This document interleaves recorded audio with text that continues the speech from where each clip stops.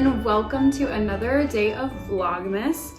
Today I just wanted to kind of share with you like my gift guide, I guess you could say. I want to share some of the toys that both me or my daughter got last year that really stood out as like, I'm really glad that we made those purchases. And then I'm also going to talk about some of the things that we're asking for this year. So I'll go ahead and start with my daughter, and I'll try to leave links to everything as well as kind of give like an age approximation. My suggestions are going to be overall pretty general, but I'll try to provide a few examples of each thing as well.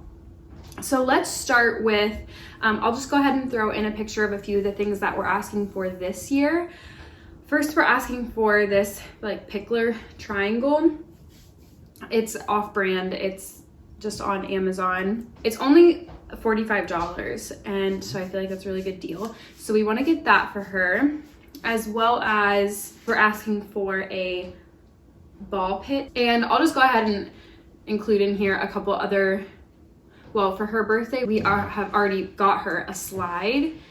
And the whole kind of reasoning behind these three toys in particular they are things that we're gonna put in our basement that she can play and be really active while indoors and while it's really cold outside. So those are some of the things that we're asking for to kind of fulfill that purpose of allowing her to continue to get the energy out even when we can't take her to parks and stuff. But we also are getting her this really cool adaptable bike, and I'll add a few pictures here. It's really cool because you can have like the seat with the seat back, you can add a seat belt, you can have the pedals where she's pedaling, or have it be like her feet are, like her feet are on the ground and moving the bike, as well as you can attach like a pole for the parents to hold on to or detach it, like the training wheels. Like, it's very cool. Like, I feel like it's a really good to kind of grow and adapt with your child through their stages of development. I really like that. And I like that it will kind of follow her until she outgrows it in general. And then we can immediately use it for a younger child who maybe, still needs training wheels or whatever. So we really like that bike. Obviously we haven't used it yet, but I will try to update you guys and let you know, because I think in concept, it's really cool. So this is kind of like a toy we got last year and a toy we're getting this year, kind of a little combination. So last year we got her this Melissa and Doug cleaning set, and she absolutely loved it. I mean, it was probably, especially for the first few months, it was probably her favorite thing she got for Christmas. And so we kind of wanted to build off of that, like knowing that that's her interest. And we are actually getting her a toy vacuum. And the one we got is just from Sam's Club. It was about $20. But I have seen that some, I guess like Dyson or maybe one of those brands put out a vacuum that actually vacuums for kids. So that's really cool too, if you're willing to put out a little bit more money. But that definitely follows Rosie's interest. So we're excited to get that for her. So she was 2 when we got her this one. And I feel like it's a great range for really all the toys that I've said so far. I would say are just in general good for toddlers. Maybe the pickler triangle, it depends on obviously the activity level of your kid, but we feel like going into her 3rd year is a really good time for her to be able to do that, because she's starting to show us that she can safely navigate things like that, with rungs and big holes in between and stuff. And then the toy vacuum, again, just a really great toddler toy in general if that follows their interests. Let me talk about another thing we got last year. Actually, I'll go ahead and do a couple things. So last year we got her a Yoto player, and it's been very well loved. It's been through a lot, and it's honestly held up really well. And then we just still have the cards that came with the player. These are all the cards that came with it, but we are asking for more. The things that I generally search for are more story-based, although we have, I think, a few cards that are music, especially like classical music and things like that. But some of the recommendations of things that we're asking for the Chronicles of Narnia series, the Magic Treehouse series. There's like a set of classical literature that contains like Heidi and The Secret Garden and things like that. And then Anne of Green Gables was one that we're asking for, Charlie and the Chocolate Factory, Winnie the Pooh. Just a lot of really good literature, basically, that, you know, will be read aloud to her. So I think that's really cool. So we're asking for those. And she loved the Yoto player as well. And she's gotten more into it now than last Christmas. The other thing we got her, and I will try my best to find a link for this. I haven't looked to see if it's still available, but I believe this was from Amazon last year. And it's just an activity table. And I really like it. I think it's pretty aesthetically pleasing. It's from B Toys, I guess is the brand. But I think that this is a really good one, but it's very short. So I would definitely say that's more for like 1 to 2 years old. I mean, obviously an older kid can play with it. It's just going to be, you know, not quite at their, you know, their level. It's going to be, I think it's more aimed for like a 1 to 2 year old. Just a few more things for her, honestly. We are obviously always ask for books, and we always purchase books for her as well. But I feel like that's so broad, you know, of a, like any books, you know, especially if you're watching this video and you're wanting to purchase books for like a niece or nephew or a grandchild, and you're like, I don't really know like how to be able to tell if this is a good book, right? I go to the thrift store, there's hundreds of books. How do I know which one to get for a 1 or 2 or 3 year old? Or even at a bookstore, you know, there's just almost too many options. So I wanted to share some of the ones that we definitely keep our eyes out for. There's Never Toucha series, I think are really good. These are typically $11 US, but we find them between $5 and $8 at TJ Maxx. So TJ Maxx is a place where we definitely go to look for books, but this is by the Make Believe Ideas brand or publishers or whatever. So I think that these ones are really good, these interactive books. This one is by Nosy Crow, Where is the Zebra? But they have a whole line, you know, where's the dog? Where's the unicorn? Where's the whatever? They have all different ones, but we definitely love these as well. We also find these at TJ Maxx, but originally it's $9.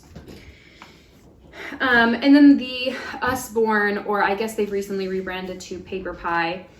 Those books are, I mean, we love all the ones that we have, but the That's Not My series is really good, and you can find them at a lot more places than a lot of the other ones I found. I know our zoo always carries the ones that's like That's Not My Otter, or That's Not My Elephant, or whatever. So I just feel like those are a little bit more accessible if you don't really know someone who sells Paper Pie books. So yeah, we quite like these, and we all of these we find secondhand as well, but I think this one was actually gifted to her and was $10 originally, so we didn't purchase that one. And then the last one, we have a couple of these books as well. These are by Cottage Door Press, and we typically find these either secondhand or at TJ Maxx or Marshall's. I technically bought this one from Marshall's for $6. It's originally $8, but the reason I really like these is because the flaps are also a thick piece of board instead of kind of flimsy paper or something. And that's something that I've definitely learned to look out for, because if you get the ones with like kind of flimsy paper, the kids will just rip it right off. So these ones are great. We have a few of these, and when I found this, I was like, oh, that's good.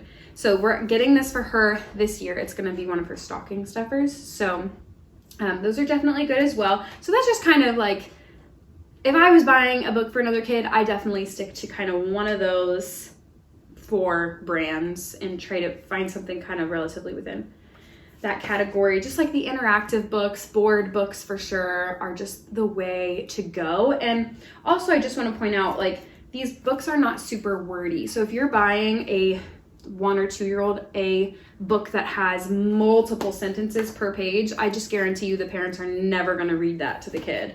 Like, this is probably as much, right? This is like 1 or 2 sentences. That's as much as I would go, because it's just not going to get used if it's just has a whole story, you know, not for that level. Okay, let's move on. The last kind of 2 categories I have go hand in hand. I just put puzzles as one, particularly a name puzzle. We got this off Etsy. Busy Puzzle is the brand. I love it. She has learned to identify all the letters and spell her name. We use it incorporated in our homeschool routine. So I definitely recommend getting a name puzzle for a child if they don't have one yet. And then we have, you know, just these really, don't get a jigsaw puzzle for a 2-year-old, please. Like, get these identical matching puzzles, either the really chunky pieces, or if they have pegs, that's also really good. Melissa and Doug makes a ton of good puzzles for kids. We got a set of 3 of these types on Amazon. And then if you're buying for like a really little kid and you want to buy them a puzzle, I know Melissa and Doug and some other brands have puzzles where it's even just like 2 or 3 pieces in the, instead of having a teeny tiny peg like that one, it's a bigger peg that their whole hand will fit around. So those are really good too. And then I just put in general educational toys. So I'll include a few pictures of ones we're getting her for this year, but in general, things that are like flashcard-esque are great, especially if the parents homeschool or do any kind of like morning circle with their preschool kids or anything. Flashcards are great. We love, you know, color sorting, counting, shape sorting. All of those types of things are good. Things that work on fine motor skills. To be honest, when in doubt, Melissa and Doug has great educational toys. Beyond Play has great educational toys, and Montessori and Me has great educational toys as well.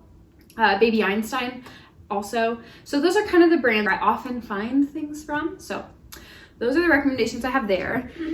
But now shifting gears into kind of more of the mom gift guide, I wanted to include just, I got this last year and I use it all the time.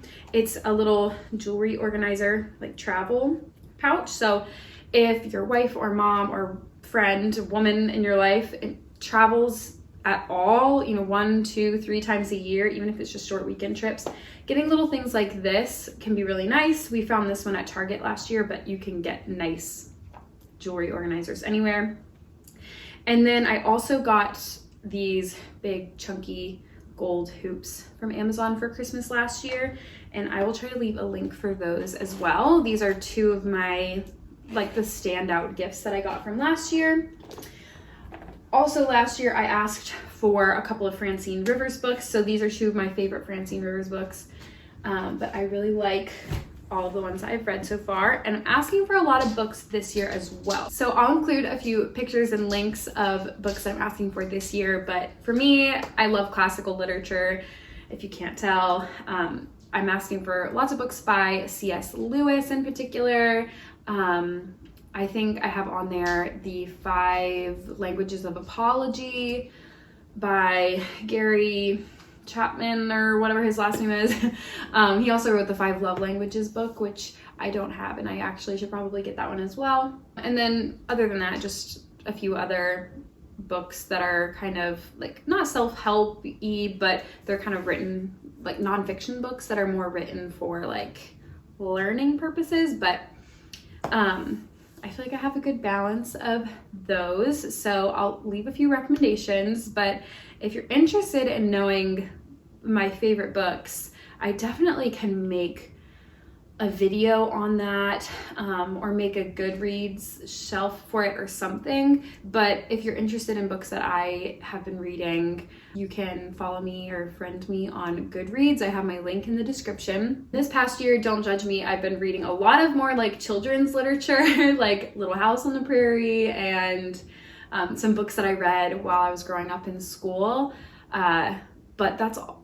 There's a purpose for that. I'm preparing myself for having like a homeschool library, and I'm trying to find like really good quality books So I've just been interested in rereading a lot of those. So that's all I had from last year, but so a few things that I'm asking for this year. I have found quite a few dresses and skirts that I really like on Amazon. I'll try to put just my very favorite ones. There's a few on there that I'm kind of like, I would really like this, but I don't like the material it's made out of or whatever. So I'll try to just put my best recommendations, and then really nice slippers. I don't know if any of you guys are like me. I hate walking around my house barefoot. And if I stand too long without like some type of support for my foot, my feet hurt really bad. So I really need nice slippers because I usually just wear my Crocs. I'm asking for an apron this year as well. I can leave a link to the one that I am asking for off Amazon. It's really pretty. And then, oh, I'm also asking for some games this year. I don't typically ask for games, but we have a friend that's really into like board games and card games and stuff, and he's been really inspiring me to branch out into some new games. So I'm asking for a few that he introduced to me that I really like. And I'll just include the pictures here. But like we played Wavelength with a bigger group of people, and that was really fun. The Bears game, I can't remember what it's called, the bear game. We played that with a small group of people, and it was really fun. And I know I have a few others as well, but I can't recall them. But I'm just, you know, we and my family really like playing games. Me and my husband really like playing games. So we're trying to build up our game collection a little bit because we have quite a few, but we get tired of playing them sometimes.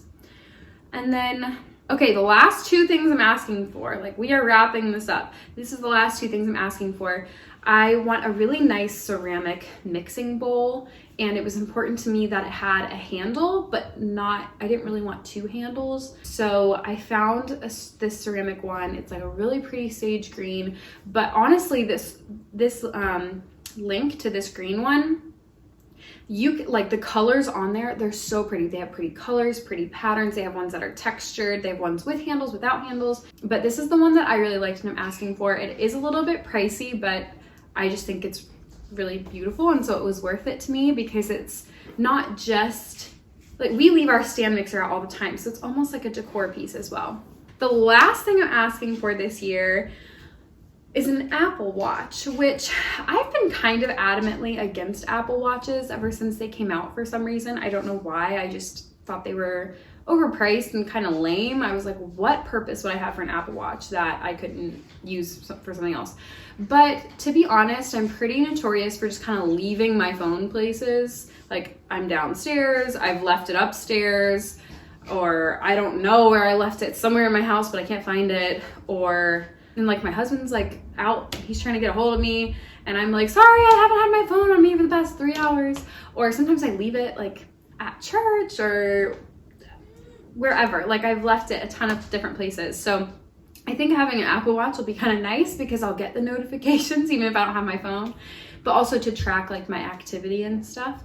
That's a big reason why as well. So, but I don't like the way they look with the regular bands. So I'm also going to include a link to a really pretty like leather watch band that I found. So yeah, that is all of my recommendations for myself and for my 3-year-old daughter, and all the things that we've been enjoying since Christmas last year. So I hope this video was helpful to you guys. And if you have any great recommendations that we can consider for next year or for birthdays, please leave them in the comments down below. And I will see you guys again for Vlogmas tomorrow.